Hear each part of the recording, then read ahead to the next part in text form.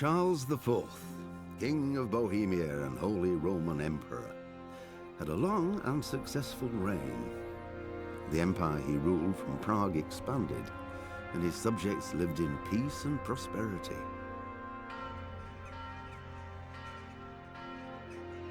When the emperor died, the whole empire mourned. More than 7,000 people accompanied him on his last procession. The heir to the throne of the flourishing empire was Charles's son, Wenceslas IV, whose father had prepared him for this moment all his life. But Wenceslas did not take after his father. He neglected affairs of state for more frivolous pursuits. He even failed to turn up for his own coronation as emperor, which did little to endear him to the Pope. Wenceslas the Idle did not impress the imperial nobility either. His difficulties mounted until the nobles, exasperated by the inaction of their ruler, turned for help to his half-brother, King Sigismund of Hungary.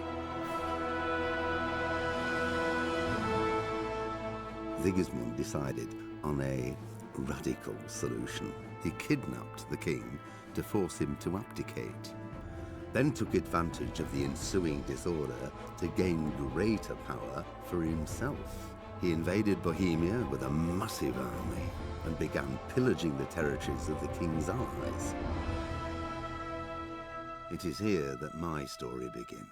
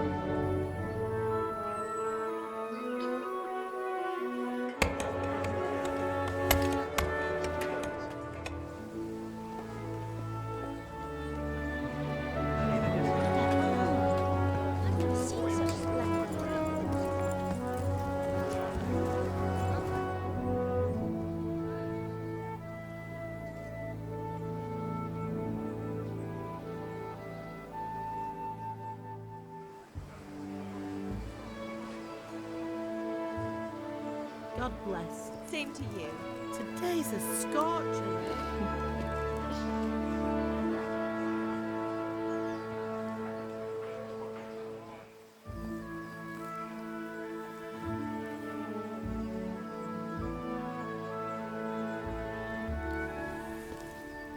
Well, husband, how goes it? Good. I should get it finished today. Where on earth is Henry? I need him to run some errands. He was still sleeping when I went out. At this hour?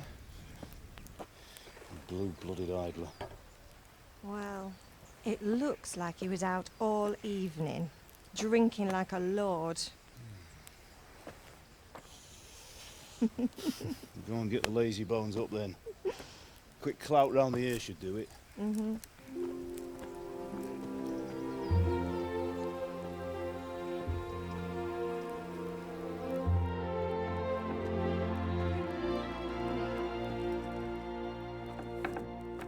Henry! Get up now. There's work to be done. Mother. Get up or I'll come get you up, you slug of bed. Hear that? You'd better not vex him. Now get up quick. Your breakfast is on the table. Wait, what's this? Have you been... Oh, Henry. How many times have I told you about fighting? Oh, it's nothing. It's just a scratch. You've been at that sword play again, haven't you? You'd better pray your father doesn't get to hear of it. You know how he feels about it. Oh, don't worry, it wasn't that. I just scratched myself is all. Well, just don't come crying to me if you really do get hurt. Now get up, you rogue.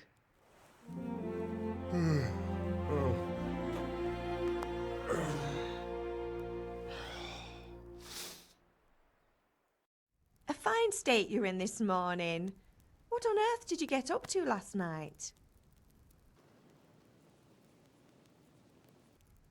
I was with Bianca.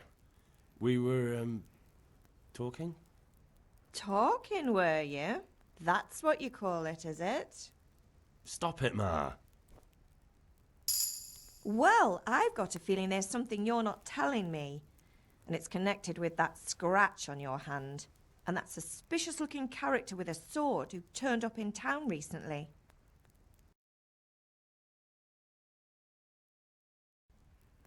So I'm learning to sword fight. And what of it? What harm does it do? At least I'll be able to defend myself. God above, Hal. You know how your father will react when he finds out. How? What's he gonna do? I'm doing nothing wrong. I just wanted to try it. On your own head be it then. I can't stop you, and you can deal with your father on your own. Don't come looking to me for help. Can I get something to eat? I left some breakfast on the table. Help yourself.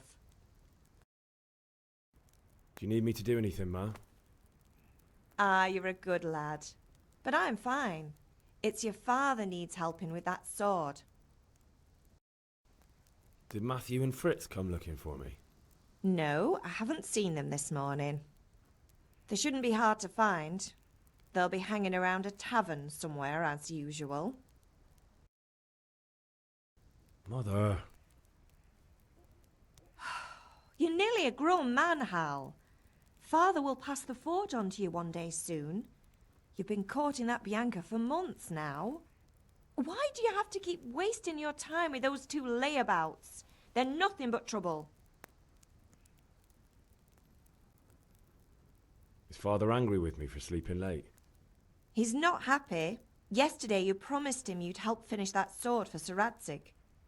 He's not as young as he was, and you know how his joints pain him. He's too proud to complain, but he needs your help, Henry. I know. Don't worry, Ma. Of course I'll help him. Good. He always says his knees ache when there's a storm coming. I hope they're wrong this time. It's looking like such a nice day.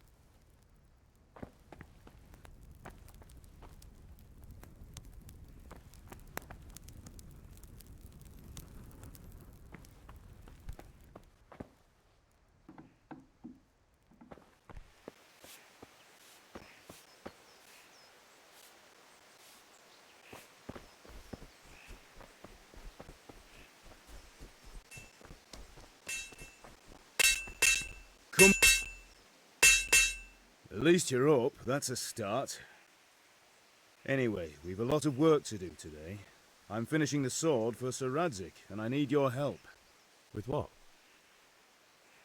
I'm running out of charcoal. Run to the market and buy a bag from the charcoal burner. I'll need some money then. Yeah, that's the other thing. Kunesh still owes me for an axe, a hammer, and the nails I sold him a month ago. Not to mention his debt from before. Go and tell him to pay up, at least for the axe and hammer, and then use the money to buy the charcoal. Kunesh? That drunkard? That'll be fun. Well, you're a big lad now. I'm sure you can manage. If not, tell him that next time I'll come myself and personally use that hammer to bang those nails into his arse. Sure I'll be happy to hear it. Is that all? Not quite. The Chamberlain at the castle has the crossguard for Sir Radzig's sword, which I had engraved in Sasau. You want me to go and pick it up? All right.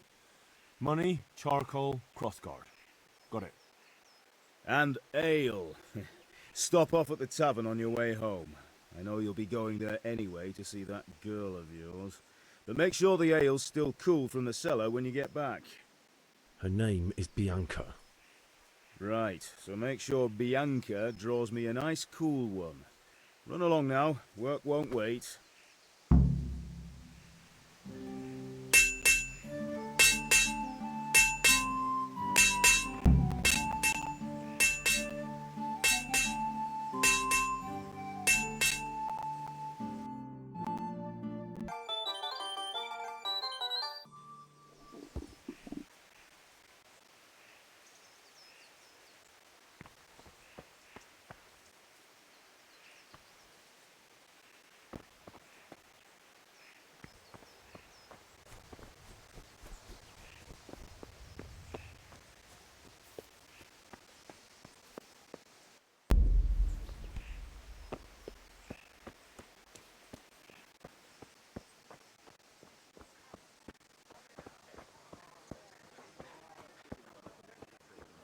Welcome, The one who holds the key to the dungeon. These are strange times.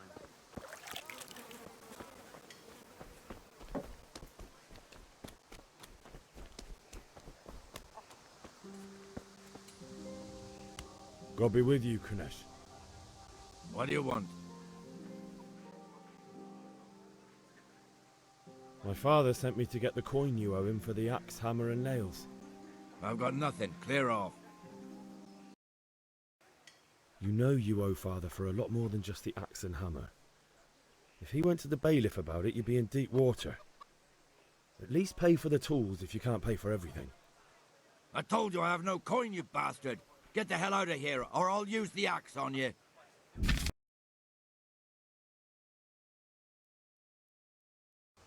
Look, I know things aren't easy. Your wife ran off, booze is dear these days, and you're as much use as a square wheel.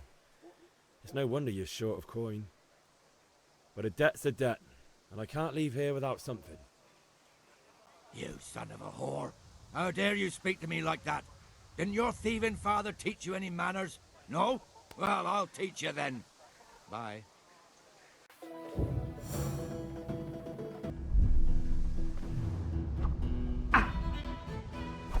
Ah!